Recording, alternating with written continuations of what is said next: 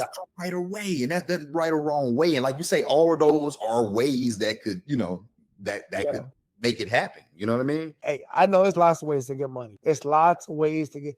I know people that I talk to that have $1 million days, $1 million days, bro. Just depends on what you're doing to get your money, right? And they're in the creative space too, but they're creative about like working with people to help them solve problems, right? Maybe what you got to figure out is ways to get paid for the things that you already do really good, so you can finance the thing that's your passion project. Yeah. Right. That's another thing, but it's also like, all right, sense of urgency. You can't be complacent. You got to have this perseverance mentality. I got this thing that I'm on right now called I did not create this. I found this online, but it spoke to me because I was already putting it together. And I love when I find somebody else already did what I'm thinking, which means number one, I'm not crazy. And number two, it's a good idea because people out there, and it's about perseverance, resilience, and adaptability, right? It's how to leverage those three things. Too many of us are worried about being resilient. The problem is that resiliency breeds complacency because you're too worried about bouncing back, right? I don't want to keep having to bounce back. I'm going to duck. I'm going to dive. I'm going to move. I'm going to hit back first, right? Like I don't want to be resilient all the time.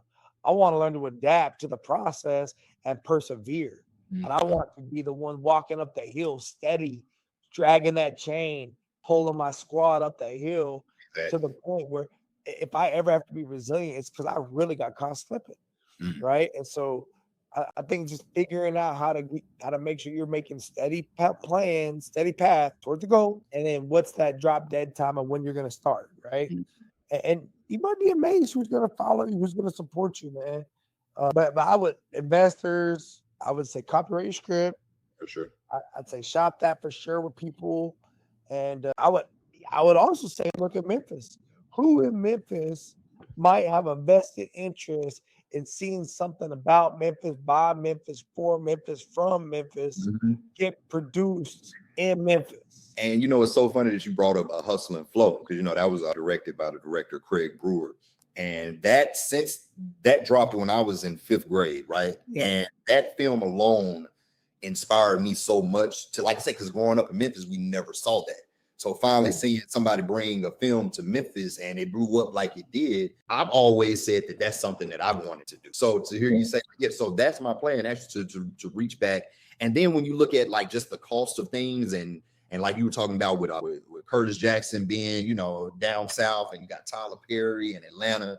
Now you're starting to hear those conversations about like, oh, well, Hollywood really isn't the place to be like it used to. You know what I'm saying? Because now it's like, with being able to have the social media, the equipment, and the ability to create and put stuff out on Tubi and stuff like that, you don't have to be in California. You can be in Memphis. You can be down south.